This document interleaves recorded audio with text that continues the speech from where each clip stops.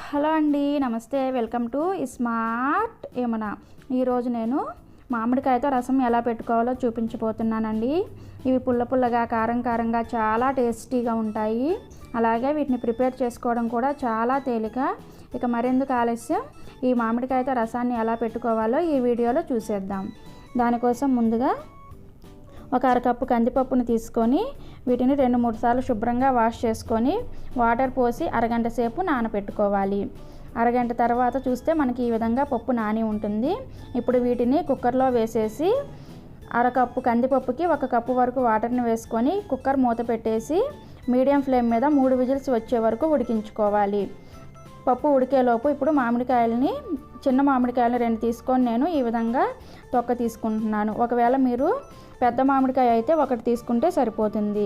ఈ విధంగా తొక్క తీసుకున్న తర్వాత వీటిని వాటర్ వేసి శుభ్రంగా వాష్ చేసుకొని వీటిని మీడియం సైజ్ ముక్కలుగా కట్ చేసుకోవాలి. మరీ చిన్న ముక్కలుగా కట్ చేసుకోవద్దండి, ఎందుకంటే వీటిని మనం బాయిల్ చేసుకోవాలి. ఈ విధంగా వీడియోలో చూపిస్తున్న విధంగా ముక్కలుగా కట్ చేసుకొని వీటిని ఒక గిన్నెలోకి ట్రాన్స్ఫర్ చేసుకొని ముక్కలు మునిగే వరకు వాటర్ని పోసి మూత పెట్టేసి మీడియం ఫ్లేమ్ మీద ఒక 10 నిమిషాల పాటు వీటిని బాయిల్ చేసుకోవాలి.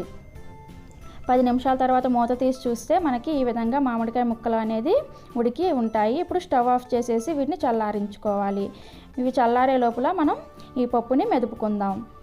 ఈ పప్పుని మెత్తగా మెదుపుకోవాలి. మెత్తగా మెదుపుకొని ఒక గిన్నెలోకి తీసుకొని పక్కన పెట్టుకోండి.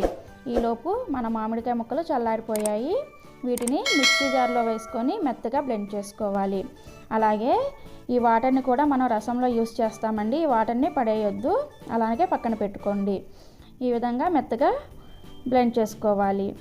ఈ విధంగా బ్లెండ్ చేసుకున్న మిశ్రమాన్ని పక్కన పెట్టుకోండి. ఇప్పుడు స్టవ్ వెలిగించి కడాయి పెట్టుకొని అందులోకి ఒక 1/2 టీ స్పూన్ మెంతులు, 1 టీ స్పూన్ మిరియాలు, 2 స్పూన్లు ధనియాలు వేసుకొని లో ఫ్లేమ్ మీద మంచిగా స్మెల్ వచ్చే వరకు ఫ్రై చేసుకోవాలి.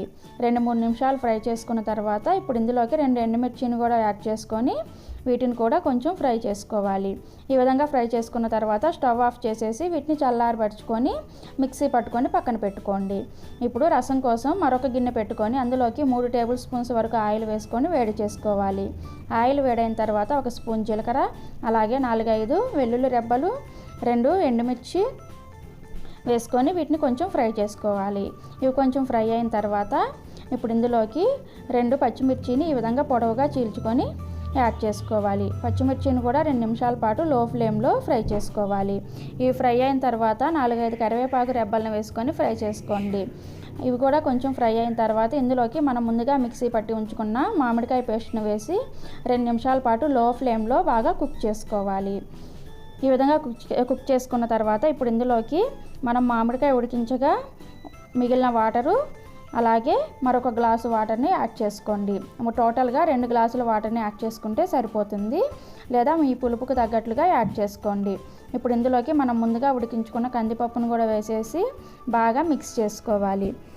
మిక్స్ చేసుకున్న తర్వాత ఇప్పుడు ఇందులో 1/2 టీ స్పూన్ పసుపుని యాడ్ చేసుకోవాలి. తర్వాత 1/2 టీ స్పూన్ పసుపును కూడా యాడ్ చేసుకున్న తర్వాత రుచికి సరిపడా ఉప్పుని యాడ్ చేసుకోవాలి. నేను ఇక్కడ 1 టీ స్పూన్ వరకు యాడ్ చేశాను. ఉప్పును కూడా వేసుకొని ఒక 5 నిమిషాల పాటు మీడియం ఫ్లేమ్లో మరిగించుకోవాలి. మరిగిన తర్వాత ఇప్పుడు మనం ముందుగా మిక్సీ పట్టుకున్న పౌడర్ని కూడా వేసేసి బాగా మిక్స్ చేసుకొని మరొక 3-4 నిమిషాల పాటు వీటిని బాయిల్ చేసుకొని కొంచెం కొత్తిమీర కూడా యాడ్ చేసుకొని మరలా రోలింగ్ బాయిల్ అయ్యే వరకు వీటిని మీడియం ఫ్లేమ్లో కాగనివ్వాలి. ఈ విధంగా రోలింగ్ బాయిల్ అయితే మనకి రసం అనేది రెడీ అయిపోతుంది. ఇప్పుడు ఒకసారి టేస్ట్ చూసుకొని సాల్ట్ సరిపోకపోతే కొంచెం యాడ్ చేసుకోండి. అంతే, ఎంతో టేస్టీగా ఉండే మన మామిడికాయ రసం రెడీ అయిపోయింది. ఈ రెసిపీ మీకు నచ్చినట్లయితే ఇప్పుడే స్మార్ట్ యమున ఛానల్ సబ్స్క్రైబ్ చేసుకొని అలాగే మరిన్ని రెసిపీస్ కోసం పక్కనే ఉన్న గంట సింబల్ని ప్రెస్ చేయండి. అలాగే ఈ మామిడికాయ రసాన్ని మీ ఫ్రెండ్స్ అండ్ ఫ్యామిలీ మెంబర్స్కి షేర్ చేసి వాళ్ళకు కూడా రుచి చూపించండి. ఈ వీడియో చూసినందుకు ధన్యవాదాలు. Thank you.